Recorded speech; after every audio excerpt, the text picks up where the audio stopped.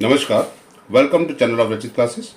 Part one में जो हमने देखा था उससे आगे हम शुरू करते हैं पार्ट टू में।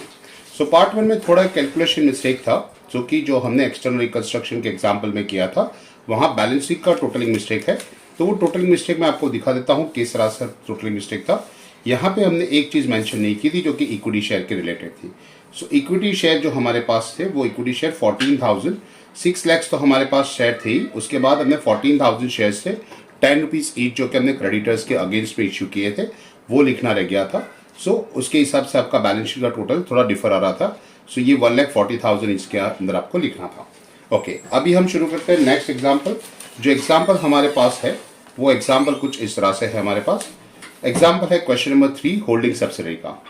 So as limited acquired 80% equity shares, okay, or as limited and premium of ₹2 per share on 1st October. And the summary of their liabilities and assets are given below. यहाँ पे mention किया है। Okay, information other information के अंदर देखा जाए तो profit and loss account और जनरल रिजर्व का ओपनिंग बैलेंस आपको दे रखा है। क्रेडिटर्स दे रखे include an amount of 60,000 purchase from S limited. S limited के पास हमने परचेज किया था, इंटर कंपनी ट्रांजेक्शन होगा। Okay, and half of which are the unsold as limited sells goods of ₹20% above cost. यानी आधा बिक चुका है, आधा बाकी है, अभी भी स्टॉक के अंदर है। तो ये इंटर कंपनी ट्रांजेक्शन तो होगा, साथ साथ में हम इसकी एंट्री अनरियलाइज स्टॉक के हिसाब से अनरियलाइज प्रॉफिट की एंट्री हम देंगे। उसके बाद दे रखा था bills payable of H limited of 40,000 accepted by H limited. यानी बिल्स पेबल एच इसके अंदर से माइनस हो जाएगा, इसके बिल्स रिसीवेबल से माइनस हो जाएगा, इसे कहते हैं इंटर कंपनी ट्रांजेक्शन। और प्लांट एंड मशीनरी का डिवैल्यूएशन मेंशन किया है जो कि 12 लाख रुपए है और उसकी वैल्यू थी, ओपनिंग वैल्यू आपको 12 लाख दे रखी थी और आपको डिवैल्यूएशन है 13,20,000 यानी कि 13,20,000 on the date of acquisition. Effect आपको देना बाकी है। तो हम बनाएंगे इसकी बैलेंस शीट। तो बैलेंस शीट बनाने के लिए सबसे पहले हमें क्या करना पड़ेगा, हमारा पहले इसका कैलकुलेशन यानी वर्किंग करना पड़ेगी। तो वर्किंग कर लेते हैं इसका। तो सबसे पहले हम वर्किंग करते हैं होल्डिंग सब्सिडरी की लिए date of acquisition. So question number 3 शुरू करते हैं। सो आपके पास होगा सबसे पहले share of holding, that is date of acquisition, कि आपने कब किस लिस्ट को एक्वायर किया था। तो डेट ऑफ एक्विजिशन आपको दे रखी थी 110। आप क्वेश्चन पेपर साथ में लेके बैठोगे तो बेटर रहेगा। ओके, सो आपको समझ में आएगा किस तरह से कैलकुलेशन किया गया है। सो 110/2020 के से पहले का जो डेट है उसे हम प्री एक्विजिशन पीरियड कहते हैं और उसके बाद का होगा पोस्ट एक्विजिशन। तो प्री एक्विजिशन की बात करें तो हमारा 1/4 से ईयर शुरू होता है। सो 1 अप्रैल 2022 से शुरू के 31 मार्च हमारा 2023 को रहेगा, यानी 6 मंथ्स है। तो 6 मंथ्स हमारा प्री एक्विजिशन है और 6 मंथ्स जो है हमारा पोस्ट एक्विजिशन है। दैट इज 1:1 का रेशियो आपका बनेगा जो कि आपको डेट ऑफ एक्विजिशन है। उसके बाद है आपका कैलकुलेशन, उसे कहते हैं शेयर ऑफ होल्डिंग, कि आपने कितने शेयर होल्ड किए हैं। तो शेयर ऑफ होल्डिंग्स की बात करें तो टोटल एस लिमिटेड की जो कैपिटल होगी, कैपिटल ऑफ एस लिमिटेड लिख देते हैं, capital of S limited. So capital of S limited जो हमारे पास था वो था 1,60,000 जो कि हमें बैलेंस शीट के अंदर मेंशन की गई थी शेयर कैपिटल के अंदर। आप देख सकते हैं हमारे पास जो यहाँ पे था 16 लाख रुपीज के थे, 10 रुपए का एक शेयर था। तो हम क्या करेंगे, 16 लैक्स को डिवाइड बाय 10 कर लेंगे तो हमारे पास 1,60,000 मिल जाएगा। ओके, तो इसके हिसाब से हमारे पास हमने कैलकुलेशन किया यहाँ पे कि आपके पास शेयर कैपिटल थी। उसके अंदर होल्डिंग का पार्ट कितना है। सो इसके अंदर हम 2 पार्ट करेंगे, होल्डिंग का पार्ट और माइनॉरिटी यानी अदर शेयर्स। ओके, तो यहाँ पे देख लेते हैं हमारे पास हमने जो कितने शेयर्स एक्वायर किया था, क्वेश्चन के अंदर हमें मेंशन किया गया था कि हमने अब यहाँ पे 80% शेयर्स एक्वायर किए हुए। तो 80% के हिसाब से कैलकुलेशन करेंगे। सो हमारे पास हो जाएगी 1,28,000। 1,28,000 शेयर्स हमारे पास रहेंगे, बाकी के 32,000 शेयर्स मार्केट में रहेंगे। ये नंबर ऑफ शेयर की कैलकुलेशन है। सो हम 80% और 20% इस तरह से हमारा रेशियो बनेगा, दैट इज 4:1। ये आपका शेयर ऑफ होल्डिंग का रेशियो रहेगा 4:1। अच्छा, अब बात करते हैं रिवैल्यूएशन की। सो रिवैल्यूएशन ऑफ प्लांट किस तरह से होगा। So revaluation of plant and machinery. तो रिवैल्यूएशन ऑफ प्लांट किस तरह से होगा, इसके अंदर सबसे पहले हमें ओपनिंग बैलेंस ढूंढना होता है। सो पहले लिख देंगे ओपनिंग बैलेंस जो कि हमें क्वेश्चन में दिया गया था। ओपनिंग बैलेंस जो हमने क्वेश्चन में दिया था 12 लाख रुपए, हमने एडजस्टमेंट में मेंशन किया था कि भी 12 लाख रुपए है और क्लोजिंग बैलेंस हमें बैलेंस शीट में मिल जाएगा। जो कि प्लांट एंड मशीनरी का होल्डिंग कंपनी का था 10,80,000 रुपये। तो इसके हिसाब से हम देखा जाए तो पूरे साल का हमने जो डेप्रिसिएशन चार्ज किया है वो डेप्रिसिएशन हो जाएगा 1,20,000 रुपये, जो कि परसेंटेज वाइज निकाला जाए तो 12 लाख यानी ओपनिंग बैलेंस का 10% होता है, यानी कंपनी 10% डेप्रिसिएशन चार्ज करती है एवरी ईयर।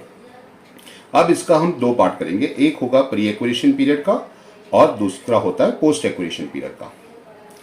तो हमारे पास जो प्री एक्विजिशन पीरियड था वो 1/4 से लेके 1/10 तक का था। जब 1/10 हमारा डेट ऑफ एक्वायर हुआ, हमने असेट्स यानी कंपनी एक्वायर की है, तब हमारा रिवैल्यूएशन हुआ है, तो हम यहाँ कैलकुलेशन करेंगे। ओपनिंग बैलेंस जो कि हमारे पास 12 लाख रुपए था, ओके, उसमें से हमने सिर्फ ये 1/4 to 1/10 यानी 6 महीने का डेप्रिसिएशन माइनस कर देना है। डेप्रिसिएशन ऑफ 6 मंथ्स, 6 मंथ्स हमारे पास है, वो आपके पास वो है 60,000 रुपीज। 10% के हिसाब से कैलकुलेशन करेंगे तो पूरे साल का 1,20,000 है, तो 6 महीने का आपके पास 60,000 रुपये हो जाएगा। तो आपका 60,000 निकालेंगे तो on 1/10 of the date of acquisition आपकी वैल्यूएशन हो जाएगी, तो वैल्यू हमारे पास हो जाएगी जो कि हो जाएगी 11,40,000। अब ये जो 11,40,000 आपके पास वैल्यूएशन है उसका हमने रीवैल्यूएशन किया है, तो रीवैल्यूएशन कितना होगा? रीवैल्यूएशन आपके पास है वो है आपके पास 13,20,000, जो 13,20,000 आपका रीवैल्यूएशन हुआ है।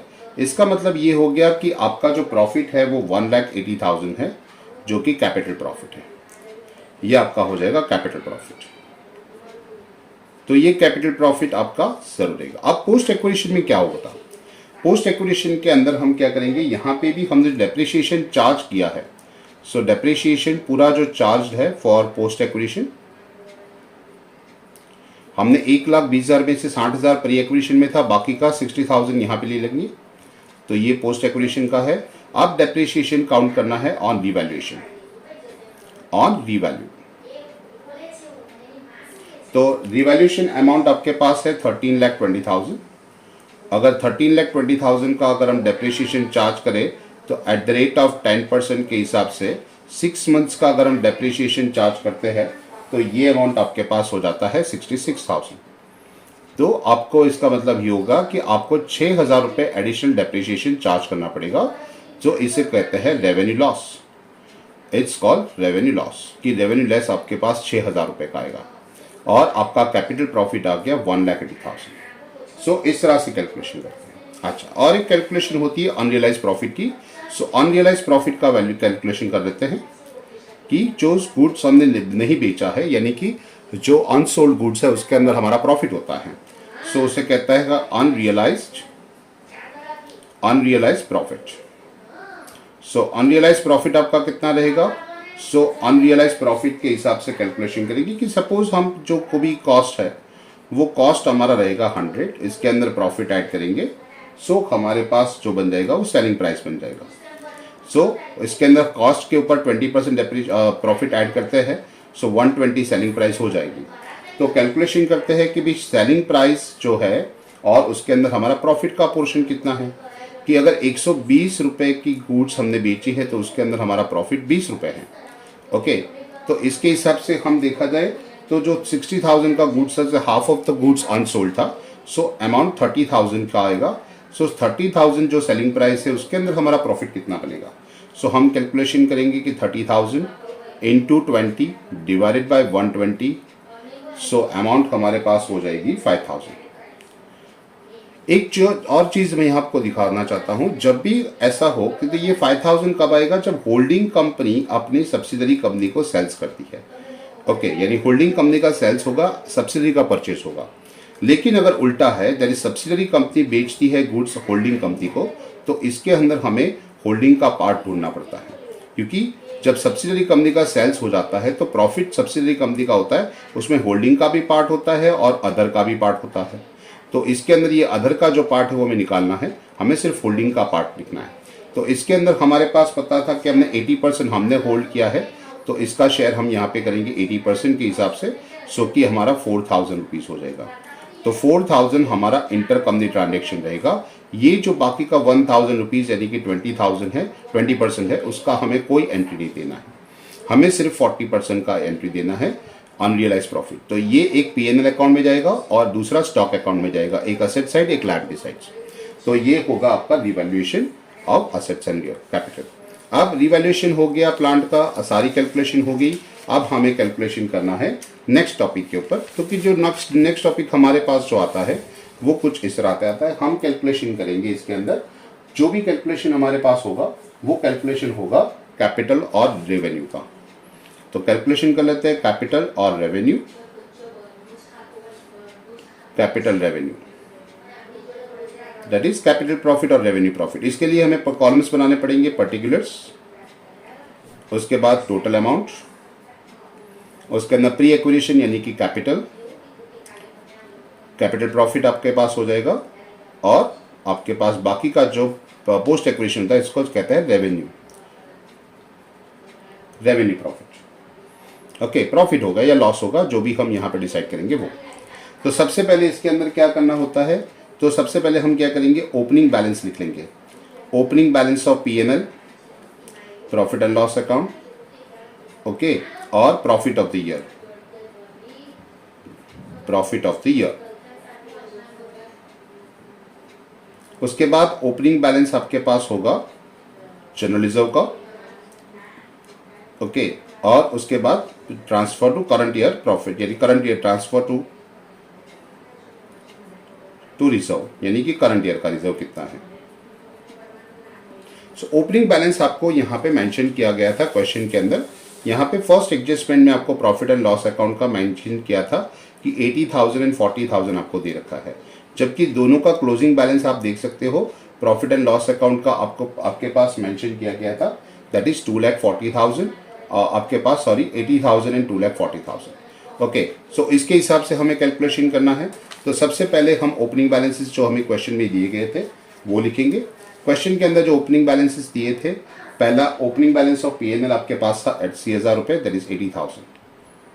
ओपनिंग बैलेंस का मतलब होता है 1/4 की वैल्यू 1 अप्रैल की। तो 1 अप्रैल को तो सब ऑफकोर्स प्री एक्विजिशन में आएगा, यानी कि पूरे का पूरा हमारा प्रॉफिट कैपिटल प्रॉफिट में जाएगा, रेवेन्यू में कुछ नहीं आएगा। जो कि हमारा क्लोजिंग बैलेंस है, इसके हिसाब से 240 में से अगर निकाल देते हैं 80,000, तो करंट ईयर का प्रॉफिट आपके पास 1,60,000 हो जाएगा।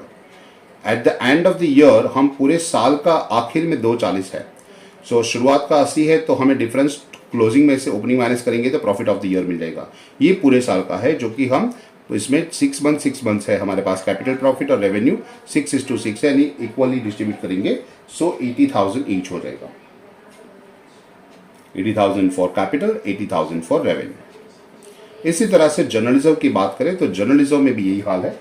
जनरल रिजर्व का ओपनिंग बैलेंस हमारे पास 40,000 मेंशन किया था, जो कि हमारा कैपिटल प्रॉफिट में चला जाता है, रेवेन्यू में कुछ नहीं आता। और closing balance of general reserve जो हमारे पास था वो भी आपके पास 80,000 था, यानी ओपनिंग 40 है, करंट ईयर का 40, इस तरह से आपका 80,000 हो गया। तो इसको हम इक्वली डिवाइड करेंगे तो हमारे पास 20,000 आ जाएंगे। सो 20,000 कैपिटल प्रॉफिट, 20,000 रेवेन्यू प्रॉफिट। इसके बाद हम इसके ऐड करेंगे जो हमने रिवैल्यूएशन किया है, revaluation of plant. So revalue of plant, जो रिवैल्यूएशन है और प्लांट की बात करें, प्लांट एंड मशीनरी, तो उसमें हमने देखा था कि हमारा जो कैपिटल रिजर्व आता था वो आता था 1,80,000 रुपये। कैपिटल प्रॉफिट था हमारे पास 1,80,000 और कैपिटल प्रॉफिट है तो हम कैपिटल में लिखेंगे 1,80,000। और एडिशनल डेप्रिसिएशन हमारा चार्ज किया था, दैट इज एडिशनल डेप्रिसिएशन। तो एडिशनल डेप्रिसिएशन जो हमारे पास है वो डेप्रिसिएशन था हमारे पास 6,000 रुपीज, जो कि 66,000 था और 60,000 था। सो रेवेन्यू था तो हम रेवेन्यू में लिख देंगे 6,000। ये आपका लॉस है तो हम इसको माइनस कर देंगे। अब इसका अगर हम टोटल करते हैं तो हमारे पास टोटल अमाउंट कितना आएगा। सो कैलकुलेशन कर लेते हैं। टोटल अमाउंट हमारे पास आता है 4 लाख। इसका अगर हम टोटल करेंगे तो 4 लाख आपका कैपिटल प्रॉफिट आता है, और यहाँ पे 80 और 20 1 लाख हो जाएगा, उसमें से 6,000 माइनस करेंगे तो 94,000 आपका रेवेन्यू प्रॉफिट हो जाएगा। इसका हम 2 पोर्शन करेंगे, होल्डिंग और माइनॉरिटी। सो होल्डिंग कंपनी और माइनॉरिटी का जो 80-20% था इसके हिसाब से, और इसका भी हम यहाँ पे माइनॉरिटी और होल्डिंग कर लेंगे कि जो कि आपका पोर्शन रहेगा। चलो कैलकुलेशन के हिसाब से 80% निकाला जाए तो आपका 3,20,000 हो जाएगा, 3,20,000 4 लाख का 80%, 4 8 32, और बाकी का 80,000 आपके पास हो जाएगा माइनॉरिटी में। इसी तरह से 94,000 का अगर हम 20% निकाले तो 18,800 होता है, जबकि होल्डिंग का पोर्शन आपका 75,200 हो जाता है। सो ये आपका होल्डिंग माइनॉरिटी दोनों का कैलकुलेशन हो गया। अब ये कैलकुलेशन हो जाने के बाद हमें करना है कॉस्ट ऑफ कैपिटल और माइनॉरिटी इंटरेस्ट। तो सबसे पहले कॉस्ट ऑफ कैपिटल की कैलकुलेशन करते हैं। So cost of capital, so cost of capital का कैलकुलेशन करने के लिए हमारे पास सबसे पहले होता है इन्वेस्टमेंट इन एस लिमिटेड। सो इन्वेस्टमेंट हम लिखते हैं इन्वेस्टमेंट इन एस लिमिटेड। तो ये इन्वेस्टमेंट इन एस लिमिटेड हमारे पास जो था वो 1,28,000 शेयर हमने एक्वायर किए थे, जो कि हमने एक्वायर किया था प्रॉफिट के लिए 2 रुपीज़ प्रीमियम से बाद, तो हम इसको 12 रुपये में परचेज किया था। सो ये आपका इन्वेस्टमेंट था 15,36,000। ओके, इसमें से हम माइनस कर लेंगे जो भी ओरिजिनल कॉस्ट ऑफ कैपिटल होता है, ओरिजिनल कॉस्ट ऑफ इन्वेस्टमेंट्स। सो जो कहते हैं 1,28,000 थे, उसकी ओरिजिनल कॉस्ट हमारे पास 10 रुपये के हिसाब से थी। वो कैलकुलेशन के हिसाब से हम इसका 12,80,000 रुपये वो माइनस करेंगे। और कैपिटल रिजर्व का जो हमारा कैपिटल प्रॉफिट होता है वो 3 लाख कैपिटल प्रॉफिट अभी हम इसके अंदर ऐड कर देंगे, capital profit. So capital profit हमारे पास 3,20,000 हो जाएगा। सो 15,36,000 में से अगर हम ये दोनों पोर्शन माइनस करेंगे तो हमारे पास 64,000 बच जाएगा। सो ये माइनस में आंसर आएगा, जिसे हम कहते हैं कैपिटल रिजर्व। ये हो जाएगा कैपिटल रिजर्व, आपके पास ये कैपिटल रिजर्व हो जाएगा। अच्छा, उसके बाद अब बात करें कि हम माइनॉरिटी इंटरेस्ट की कैलकुलेशन करें। सो माइनॉरिटी इंटरेस्ट, तो माइनॉरिटी इंटरेस्ट कितना होगा हमारे पास। सो माइनॉरिटी इंटरेस्ट की कैलकुलेशन के ना, जैसे इन्वेस्टमेंट इन एस लिमिटेड इतने शेयर्स थे, बाकी के दैट इज अदर शेयर्स की बात करें। So other shares, so other shares is equal to हमारे पास कितने थे, 32,000 शेयर्स थे। वो 32,000 शेयर्स को अगर हम 10 रुपए से मल्टीप्लाई करेंगे सो 3,20,000 रुपये हो जाएंगे। ओके, और इसके अंदर हम कैपिटल प्रॉफिट ऐड करेंगे। सो कैपिटल प्रॉफिट, और उसके अंदर हम रेवेन्यू प्रॉफिट ऐड करेंगे, दोनों ऐड करेंगे। तो यहाँ पे हमारे पास माइनॉरिटी का जो कैपिटल प्रॉफिट था वो 80,000 था। सो वो 80,000 हम ऐड कर लेंगे, और जो रेवेन्यू का जो हमारे पास 18,800 था वो भी यहाँ पे ऐड कर लेंगे। सो ये आपके पास 18,800 कुल मिला के पास जो हमारे पास अमाउंट होती है वो है 4,18,000 हमारे पास होता है 800, 18,800 यहाँ पे हम साइड में लिख देते हैं 18,800। सो आपके पास ये 3 लाख और 80,000 20 3 लाख 3,20,000 और 80,000 ये 4 लाख, और उसके अंदर 18,800 ऐड कर देंगे। सो ये आपकी माइनॉरिटी इंटरेस्ट हो जाएगी। अब हमें करना है इसका बैलेंस शीट कैलकुलेशन। तो किस तरह से बैलेंस शीट बनाएंगे, वो बैलेंस शीट हम बनाते हैं इसके अंदर। तो बैलेंस शीट कैलकुलेशन करने के लिए हम यहाँ पे जो आपके पास बैलेंस शीट ऑलरेडी दे रखी है उसी के हिसाब से हम बैलेंस शीट बनानी है, लेकिन कितनी आइटम यहाँ पे नहीं आएगी। तो आप अपने पास होंगे तो आप देखते रहना किस तरह से बैलेंस शीट बनाई जाती है। सो पूरा कॉलम बनाएंगे बैलेंस शीट।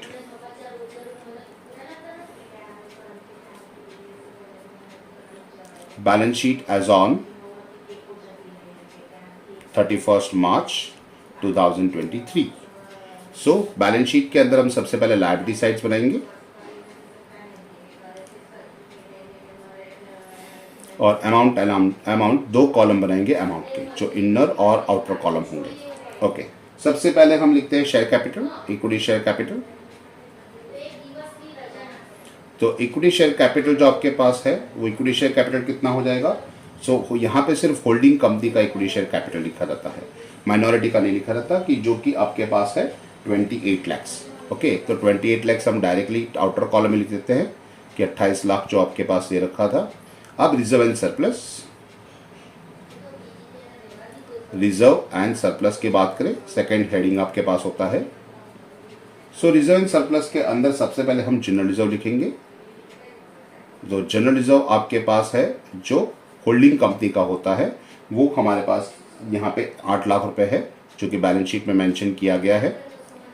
ओके, आप P&L अकाउंट की बात करें कि प्रॉफिट एंड लॉस अकाउंट की बात करते हैं तो इसके अंदर हमारे पास जो होल्डिंग का है वो तो हम यहाँ पे लिख देते हैं जो कि 11,20,000 है। ओके, इसके अंदर हम क्या करेंगे, जो भी हमारे पास रेवेन्यू प्रॉफिट जो था वो रेवेन्यू प्रॉफिट इसके अंदर ऐड होता है।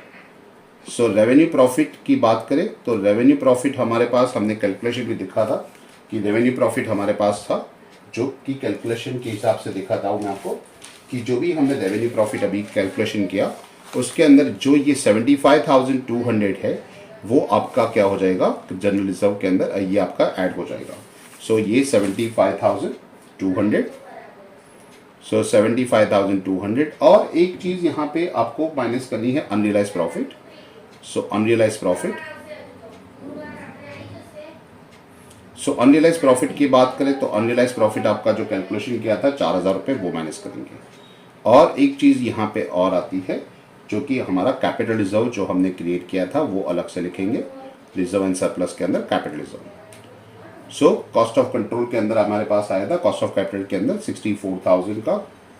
सो कुल मिला के आपके पास ये जो अमाउंट आती है वो अमाउंट आपके पास रिजर्व एंड सरप्लस के अंदर आएगी 20,55,200। ये आपका रिजर्व एंड सरप्लस के अंदर आ जाएगा।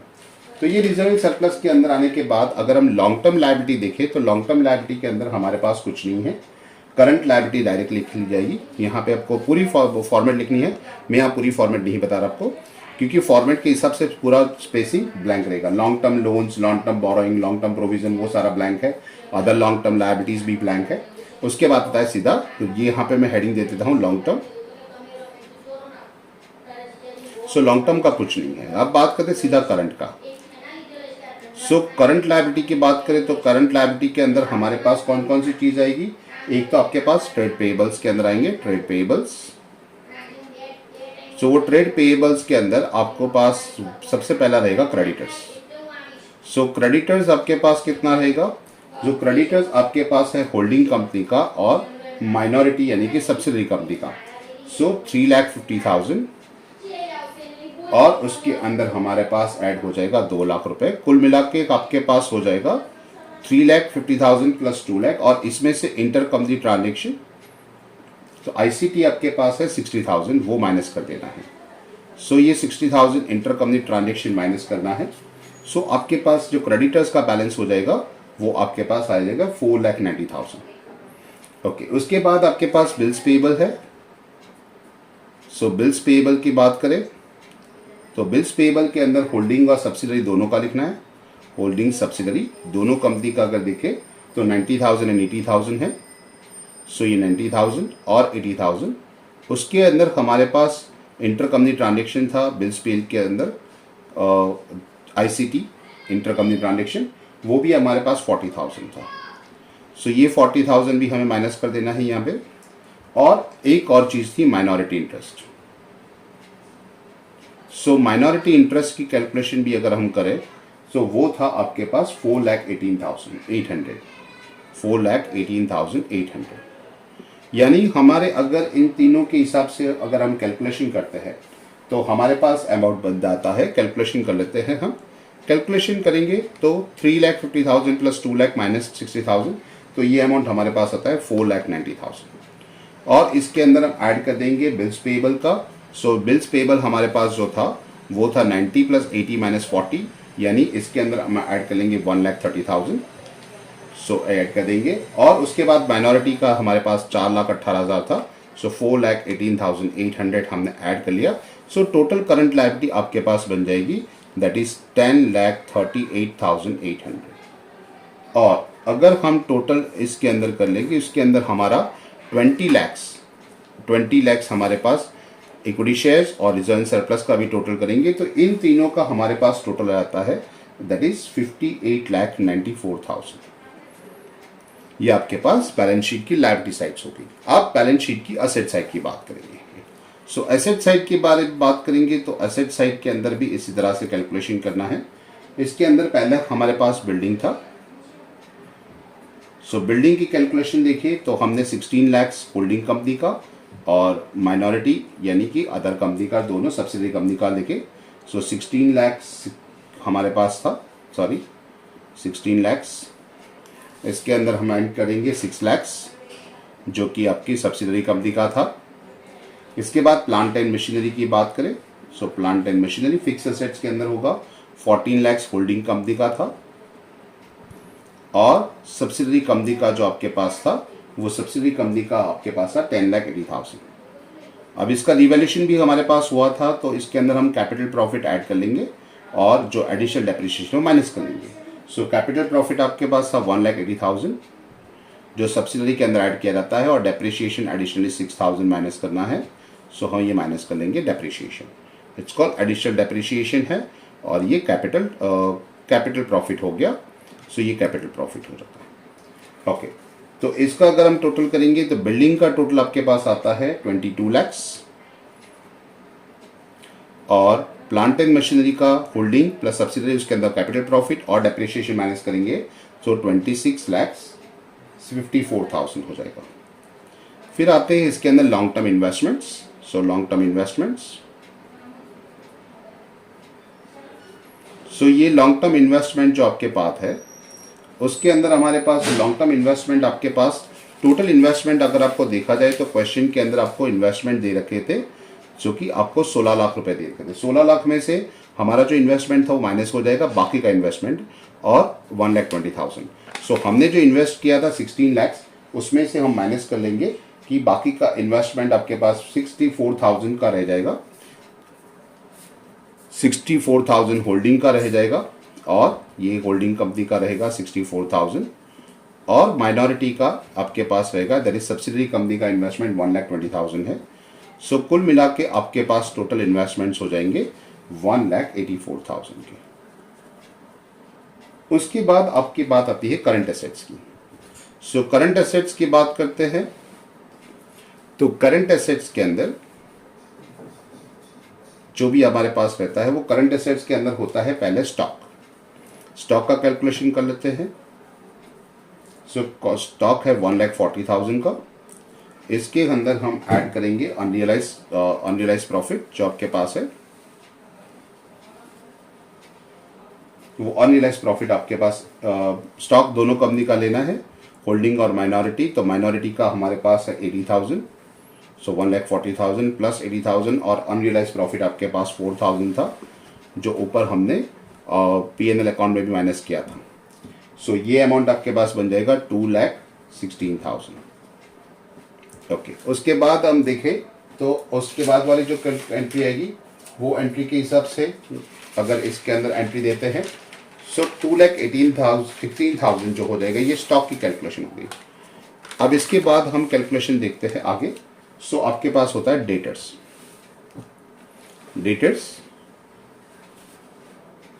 सो डेटर्स आपके पास है 1,88,000 के होल्डिंग कंपनी के, और इसके अंदर हम अपनी सब्सिडरी कंपनी का अगर हम निकाल देंगे तो 1,60,000। इसके अंदर भी इंटर कंपनी ट्रांजेक्शन था, तो इंटर कंपनी ट्रांजेक्शन जो कि हमने पहले डेटर्स क्रेडिटर्स में से माइनस किया था, और यहाँ पे डेटर्स में से माइनस होगा 60,000। सो ये आपके पास हो जाएगा 2,88,000। ओके, उसके बाद हम देखेंगे 60,000 माइनस करने के बाद जो भी बचेगा यहाँ पे और भी करेंगे बिल्स रिसीवेबल। सो बिल्स रिसीवेबल इसके अंदर भी होल्डिंग कॉस्ट सब्सिडरी कंपनी का लेंगे, इसके अंदर भी इंटर कंपनी ट्रांजेक्शन था।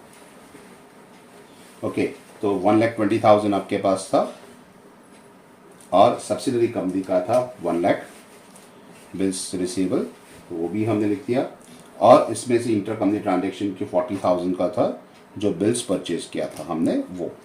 सो इसके हिसाब से इसकी भी एंट्री हम निकालेंगे तो 1,80,000 हो जाएगा। हमने अलग अलग कैलकुलेशन बाहर निकाला है ताकि आपको समझ में आए किस तरह से कैलकुलेशन। और लास्ट कैश जो है होल्डिंग और सब्सिडरी कंपनी का दोनों का हमारे पास 1,12,000, और कुल मिला के 60,000 आपका सब्सिडरी कंपनी का, तो ये हो जाएगा आपके पास 1,72,000। अगर हम पूरी लायबिलिटी साइड्स की बात करें तो हमारे पास असेट साइड की तो असेट साइड के लिए 22 lakhs प्लस 26 lakhs 54,000, 1,84,000, 2,60,000 16,000 सॉरी, 2,88,000, 1,80,000 और 1,72,000। सो जो इसका हम टोटल करेंगे तो 58,94,000 हो जाएगा, जो कि हमारे लायबिलिटी साइड्स का भी था। ओके, इस तरह से होल्डिंग कंपनी के एग्जाम्पल के अंदर इस तरह से एंट्री होती है, जो कि पूरी बैलेंस शीट आपको 15 मार्क के लिए बनानी पड़ती है। सो ये क्वेश्चन 3 है, इसके और में आपको पीएनएल अकाउंट और शॉर्ट कैलकुलेशन दी है, वो तो हम अभी फिलहाल नहीं कर सकते। क्वेश्चन नंबर 4 की बात करें तो इसमें 15 मार्क का बैंकिंग का सम्स है, और उसके अगेंस्ट में आपको बैंकिंग के छोटे 2 सम पूछे गए। एक आपको प्रॉफिट एंड लॉस अकाउंट बनाना है, और दूसरा आपको स्टैंडर्ड और सब स्टैंडर्ड असेट्स के लिए बनाना है। तो वो कैलकुलेशन करते हैं हम क्वेश्चन नंबर 4 के लिए।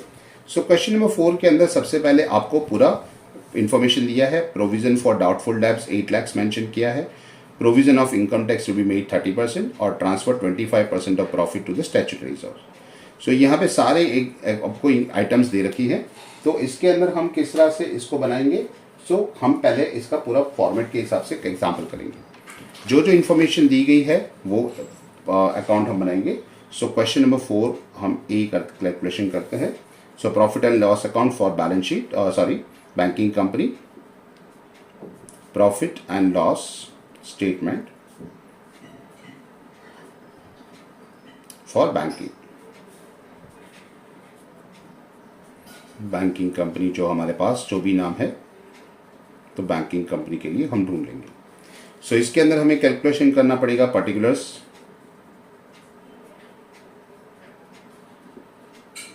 अमाउंट। सबसे पहले बैंकिंग कंपनी के अंदर हमारे पास होता है इंटरेस्ट ऑन, जो कि आपने इंटरेस्ट ऑन किया है।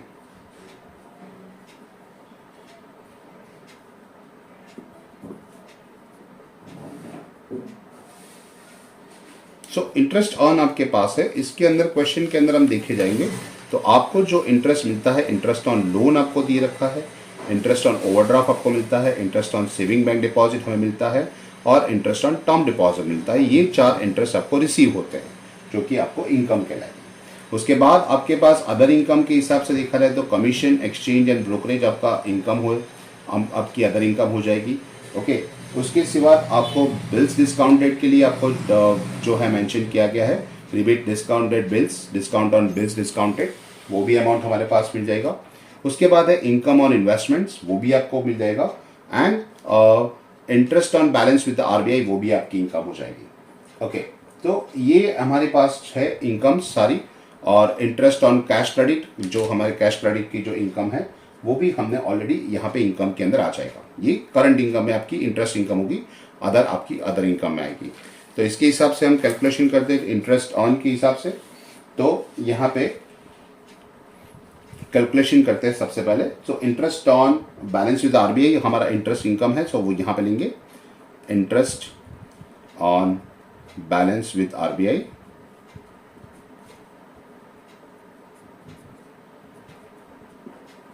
सो वो आपके पास है 6 lakh rupees.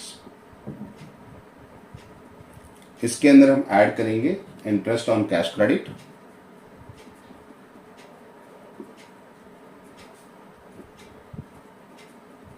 So cash credit interest है 44 lakhs। सो वो भी आपके पास अदर एक और इनकम हो जाएगी।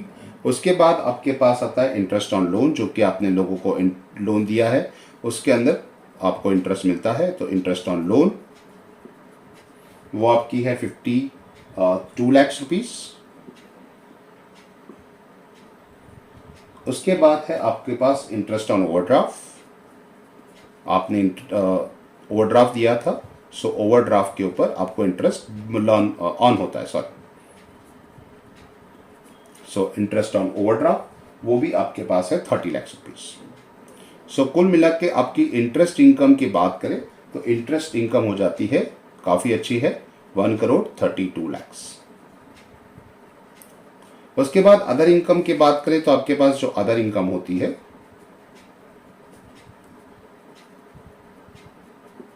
सो बैंक की अदर इनकम के अंदर हमें कमीशन रिसीव होता है बैंक को। सो बैंक को कमीशन जो मेंशन किया है 1,60,000 रुपए, वो लिख लेंगे।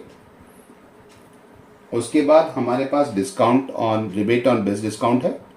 सो discount on base discounted, so rebate on base discounted का हमें 30 लाख रुपीज मिलता है। उसके बाद इनकम फ्रॉम इन्वेस्टमेंट, बैंक के पास बाकी जो पैसा पड़ा रहता है वो बैंक इन्वेस्ट कर देती है। सो जो लोग लोन लेने नहीं आते तो बाकी का पैसा बैंक शेयर्स वगैरह में इन्वेस्ट कर देती है, उससे हमें जो प्रॉफिट मिलता है बैंक को, ये आपकी इनकम हो जाएगी, that is income from investment. और सेल ऑफ इन्वेस्टमेंट, बैंक ने इन्वेस्टमेंट सेल कर दिए थे, यानी जो शेयर था वो शेयर वगैरह इन्वेस्ट किया था वो सेल कर दिया, सेल ऑफ इन्वेस्टमेंट, वो भी आपकी अदर इनकम में आ जाएगी 12 लाख रुपए। यानी कुल मिला के अगर हम देखें तो बैंक की ये अदर इनकम्स है वो है 47,60,000, और ये आपकी कुल मिला के टोटल इनकम आपके पास शो हो जाएगी। वो टोटल इनकम आपके पास है 1,79,60,000। ये आपकी टोटल इनकम हो गई। अब बात करती है एक्सपेंसेस के बारे में। सो एक्सपेंसेस के अंदर हमें सबसे पहले होता है इंटरेस्ट एक्सपेंस। हमने कौन सा इंटरेस्ट पे किया है।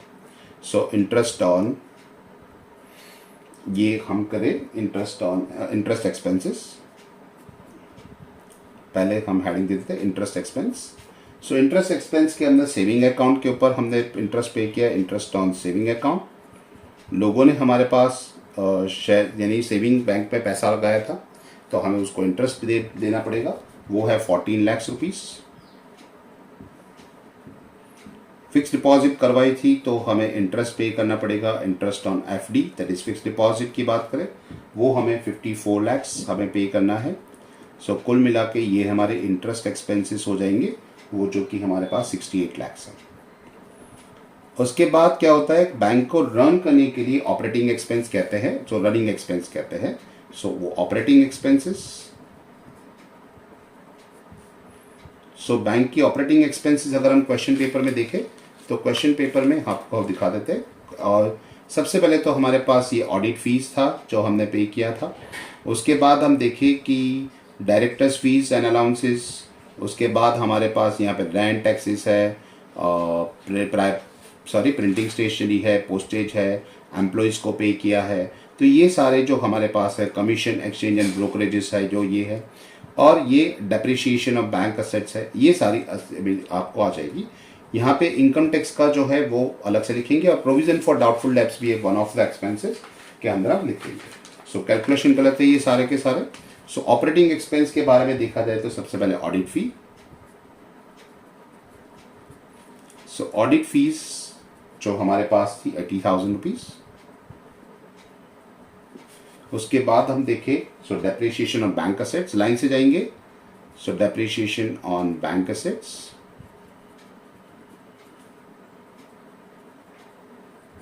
सो बैंक असेट्स के ऊपर हमने 1,60,000 का डेप्रिसिएशन चार्ज किया है, वो लिख दिया।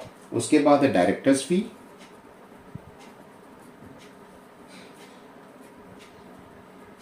सो डायरेक्टर फीस हमारे पास है 80,000 रुपीज, वो भी लिख लेते हैं। उसके बाद है पेमेंट टू एम्प्लॉय, एम्प्लॉय भी की सैलरी वगैरह पेमेंट करना है, सो उनको हमने पेमेंट कर दिया। एम्प्लॉयज को हमने जो पेमेंट किया है वो 10,80,000 है। उसके बाद है पोस्टेज, सो पोस्टेज एक्सपेंसेस 20,000। उसके बाद printing and stationery, so printing expenses हमारे पास है 20,000। और हम लेके रेंट एंड टैक्सेस, जो कि रेंट एंड टैक्सेस है 3,20,000, वो भी लिख लेते हैं। और ये आपके पास हो जाएगा bad debts provision for bad debts, जो कि हमें एडजस्टमेंट में दिया था।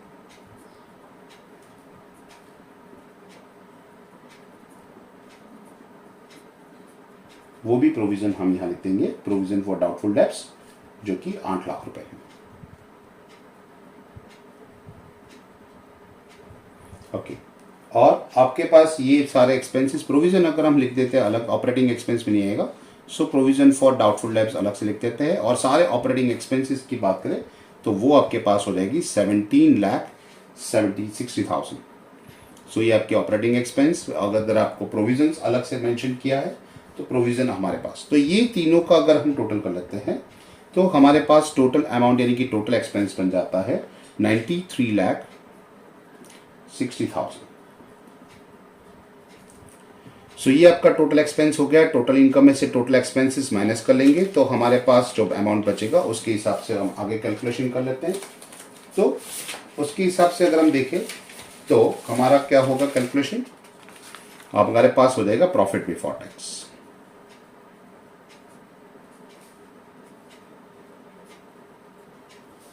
सो प्रॉफिट बिफोर टैक्स अगर हम माइनस करेंगे, जो कि आपके पास था टोटल 1,79,60,000 में से अगर हमने सारे एक्सपेंसेस माइनस के लिए 93,60,000, तो हमारे पास प्रॉफिट बिफोर टैक्स हो जाएगा 86 लाख। तो आपके पास बच जाएगा 86 लाख रुपीज, जिसके से अंदर हमें प्रोविजन फॉर टैक्सेशन करना है।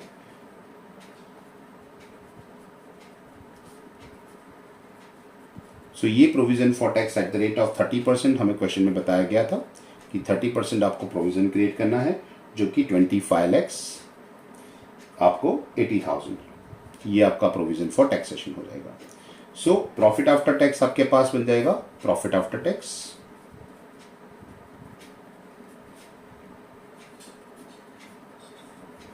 ये प्रॉफिट आफ्टर टैक्स की अमाउंट हमारे पास बन जाएगी, दैट इज 60,20,000। इसके अंदर से हमें जो ट्रांसफर टू स्टैट्यूटरी रिजर्व करना होता है,